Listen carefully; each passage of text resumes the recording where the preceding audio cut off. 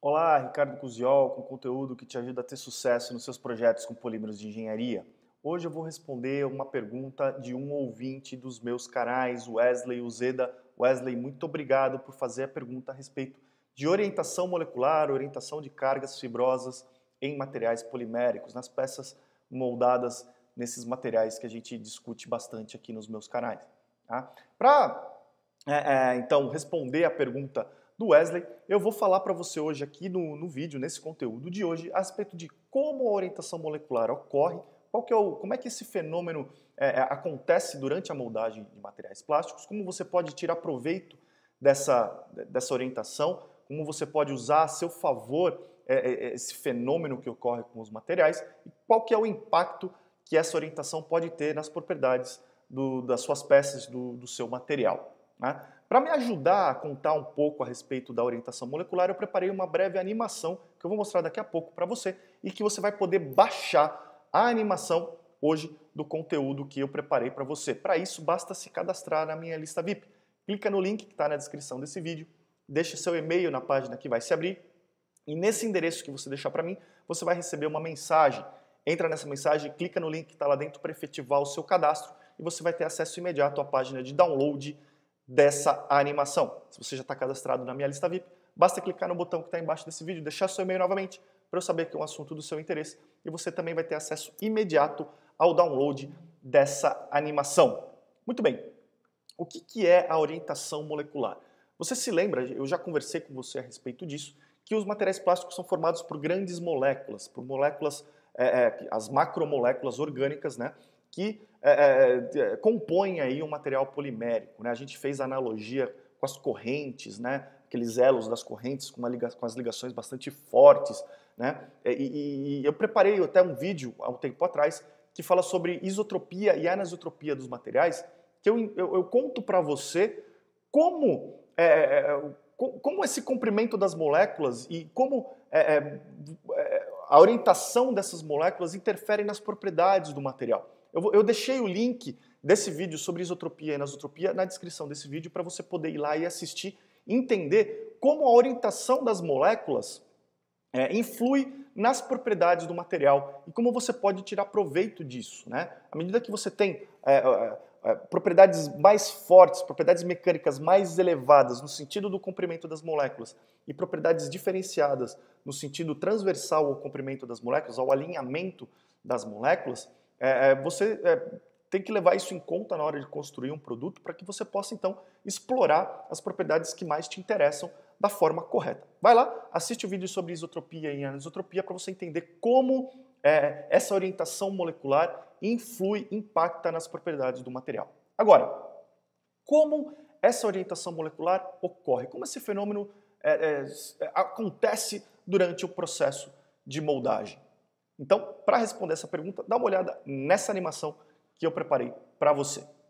Ok, então aqui eu vou começar a animação com você. Eu quero fazer a analogia que vai ser a seguinte. Imagina que eu tenho aqui então as paredes de um molde, né? Então eu tenho aqui a parede superior, a parede inferior, né? Aqui eu tenho aço, aqui em cima eu tenho aço também, e aqui é um canal por onde o meu material pode fluir. Tá? Então eu vou representar aqui o meu material por esse bloco azul. E os materiais plásticos, eles têm uma característica, quando eles estão no estado fundido, quando eles estão no estado fluido, que é de ter uma viscosidade relativamente alta, uma viscosidade bastante elevada, o que faz com que o material, quando ele flui, ele tenha um fluxo que a gente chama de laminar. O material plástico ele dificilmente flui de forma turbulenta, o que significa que a gente pode discretizar o fluxo do material como se fossem lâminas, né? Uma porção de material ela vai fluir em lâminas e essas lâminas praticamente não se misturam umas com as outras. Aqui eu representei essas lâminas relativamente grandes aqui para você poder visualizar, mas essas lâminas elas são infinitesimalmente pequenas, né? Muito, muito, muito pequenas. Mas, enfim, elas existem e elas não se misturam. Então, a porção de material que está nessa lâmina praticamente não se mistura com a porção de material que está nessa outra lâmina, que vai fluir independente uma da outra. Tá? Então, o que acontece à medida que eu aplico pressão num determinado material. Eu aplico a pressão nesse canal, né? O material então vai começar a fluir e ele vai seguir a regra de fluir em lâminas, como eu acabei de mencionar para você. Vai acontecer mais ou menos isso, essas lâminas se movem praticamente de forma independente umas das outras. E aí você começa a perceber que começa a se formar um perfil de velocidade, onde as lâminas mais centrais, que estão posicionadas mais no centro desse material que flui, elas têm uma velocidade ligeiramente maior do que as lâminas que vão começando a se aproximar da parede, até aquelas lâminas que estão realmente encostadas na parede do material, que tem uma velocidade praticamente zero, devido ao atrito entre essa lâmina de material e a parede do molde. Então você percebe que à medida que o material flui, vai se formando aí um perfil de velocidade, onde as moléculas ou as lâminas de material que estão na região central se movem de forma mais rápida do que as lâminas que estão em contato com as paredes do molde. Então se forma aí o que a gente chama de perfil de velocidade. A velocidade do material tem essa cara, uma maior velocidade no centro do fluxo e uma velocidade mais baixa, próxima de zero, em contato com as paredes do molde, com as paredes do canal por onde o material flui. Agora, uma coisa que a gente percebe é que, à medida que a velocidade ela é maior no centro, a diferença de velocidade ela é maior entre as lâminas que estão praticamente paradas, que têm velocidade praticamente zero, e as lâminas imediatamente superiores ou imediatamente posteriores a ela. Então, a distribuição da diferença de velocidade segue esse perfil, onde a maior diferença está aqui, próxima da parede da peça, uma vez que essas lâminas têm uma velocidade muito próxima de zero e essas daqui já têm uma velocidade relativamente maior. Aqui é onde está a maior diferença de velocidade, o que a gente chama de cisalhamento. A gente percebe que nessas camadas mais intermediárias aqui, a gente tem uma diferença de velocidade, sim, ela não é zero, mas ela é muito menor do que a diferença de velocidade nessa região aqui, nessas duas regiões aqui, né? O cisalhamento ele é muito maior próximo das paredes do molde. E o que gera orientação molecular, o que faz com que as moléculas se alinhem na direção do fluxo, o que faz com que as cargas fibrosas do material se alinhem na direção do fluxo, na direção por onde o material flui, é exatamente o cisalhamento. Então, o que você pode esperar é que a orientação molecular ela esteja muito mais intensa próxima das paredes do molde, próxima das regiões externas a uma espessura de uma peça plástica. Então, o que a gente vê numa peça plástica é mais ou menos isso daqui. Antes do fluxo, a gente tem as moléculas totalmente aleatórias, distribuídas no espaço, né? Todo material fundido, todo material fluido, ele tem uma característica amorfa, né? As moléculas estão todas emaranhadas ali, e à medida que você impõe fluxo a esse material, as lâminas vão se mover e as moléculas vão se orientar dessa forma. Próxima à parede do molde, né? Próxima à parede da peça, né? Nas camadas mais externas da espessura, você vai ter uma alta orientação molecular, uma alta orientação de cargas fibrosas, e na região central você vai ter uma orientação ainda, à medida que você tem um certo grau de cisalhamento, mas num menor grau, uma orientação em menor grau nessa região.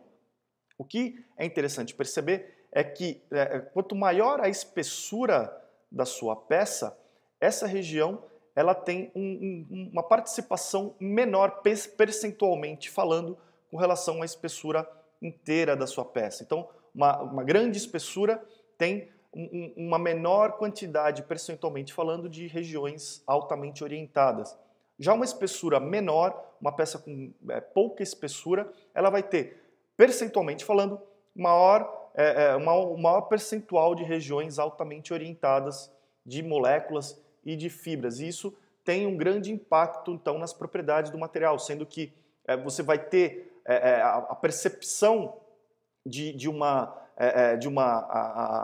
diferença de propriedades em relação ao sentido do fluxo do material com relação ao sentido transversal, você vai perceber mais a anisotropia de um material em peças mais finas do que em peças mais espessas, certo? Então, esse é o mecanismo de formação, é o mecanismo no qual você consegue gerar orientação molecular, através do atrito entre essas camadas de material que fluem durante o processo de moldagem. Tá? Então essa aí é a forma que você consegue identificar e formar a orientação molecular. Muito bem, você viu aí na animação que basicamente o que gera alinhamento molecular, alinhamento de cargas fibrosas, as cargas fibrosas são orientadas da mesma forma, é exatamente o atrito, o cisalhamento entre as camadas de material que estão fluindo, essas camadas de material que fluem umas sobre as outras, geram atrito uma em relação às outras, e esse atrito então faz a orientação molecular, a orientação de cargas fibrosas acontecer, que leva a todas as diferenças de propriedades que você pode ver também no vídeo sobre isotropia e anisotropia. O interessante que eu gostaria de falar com você também, adicionalmente aí, sobre esse assunto, é que na animação eu contei para você como esse fenômeno ocorre durante o processo de moldagem, por exemplo, um processo de moldagem por injeção. Mas existem outras formas de você induzir orientação molecular num componente, numa peça plástica. E é exatamente isso que eu vou contar para você agora. Por exemplo, em peças estrudadas, é muito comum, principalmente filamentos estrudados, é muito comum você induzir a orientação molecular para ter então uma maior resistência no sentido do comprimento desse filamento. Tá? E como você induz a orientação nesse tipo de componente? Utilizando o princípio do cisalhamento. Você acaba fazendo a extrusão desse filamento numa velocidade baixa e puxando esse filamento lá no final da linha numa velocidade bastante elevada. Com isso, você vai ter então um estiramento. Esse material ele vai começar a se estirar no sentido do seu comprimento. As moléculas vão começar a deslizar umas em cima das outras como se fosse o fluxo do material que você viu na animação. Isso vai induzir então a orientação dessas moléculas. Então é uma forma de você induzir orientação no material. Outra forma de você induzir orientação no material é você fazendo esse estiramento num processo de moldagem de sopro, por exemplo. As garrafas PET de refrigerante também recebem esse alinhamento, essa indução de alinhamento em dois sentidos. Para fabricar a garrafa PET, você tem a injeção de uma pré-forma. Eu vou fazer um efeito, vou tentar colocar uma foto de uma pré-forma aqui para você dar uma olhada. E essa pré-forma ela é bastante menor do que a garrafa que você utiliza. Então, conforme você molda a garrafa, ela sofre um estiramento, tanto no sentido do seu comprimento, quanto no sentido do seu diâmetro. Isso faz com que as moléculas deslizem uma sobre as outras também, gerando um alinhamento molecular, tanto no sentido do comprimento da garrafa, da altura da garrafa, quanto no sentido do diâmetro, induzindo propriedades então bastante elevadas, principalmente propriedades mecânicas, bastante elevadas aí nos dois sentidos. Né? E uma outra forma de você induzir esse tipo de orientação é em peças já moldadas. É muito comum alguns materiais elastoméricos, onde você produz algumas fibras com esses materiais elastoméricos. Você, depois do material moldado, depois do material até resfriado, o material já no estado sólido, você alongar esse material além do ponto de elasticidade desse material, além do ponto de escoamento desse material, onde você não tem mais o retorno desse alongamento, onde você realmente deforma esse material plasticamente. À medida que você deforma o material plasticamente, ocorreu o deslizamento molecular, ocorreu o deslizamento laminar, como você viu na animação também, o que faz com que ocorra então também o alinhamento molecular, o alinhamento de fibras no material. E isso induz uma série de propriedades diferentes para esse componente, como por exemplo, maior elasticidade, maior capacidade de recuperação elástica. Você torna um material totalmente diferente do que foi obtido através da moldagem convencional. E isso faz com que você possa então explorar propriedades diferentes do material moldado, você possa usar essa questão do alinhamento molecular a seu favor. As principais propriedades que são afetadas pela orientação molecular são as propriedades mecânicas. Vai lá de novo no vídeo sobre isotropia e anisotropia e principalmente as características dimensionais do material. Propriedades como contração, expansão volumétrica, expansão linear são muito afetadas pelo alinhamento molecular, pelo alinhamento de cargas fibrosas num material. E é importante você conhecer como esse fenômeno acontece, conhecer quais são os impactos desse fenômeno para que você possa então usar tudo isso a seu favor e ter uma performance conforme você espera para os seus componentes.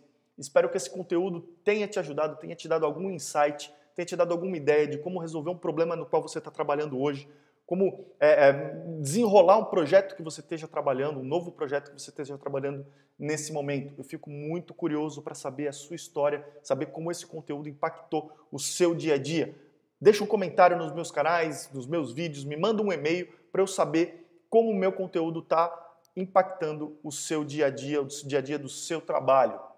Estou muito curioso para saber a sua história. Me fala também sobre outros conteúdos que seriam do seu interesse para que eu possa preparar vídeos e artigos como esse que te ajudem a ter mais sucesso nos seus projetos. Lembra de curtir a minha página no Facebook, lembra de curtir o meu canal no YouTube. Receba conteúdo por todos esses meios. A gente se vê no próximo vídeo. Um grande abraço e até lá!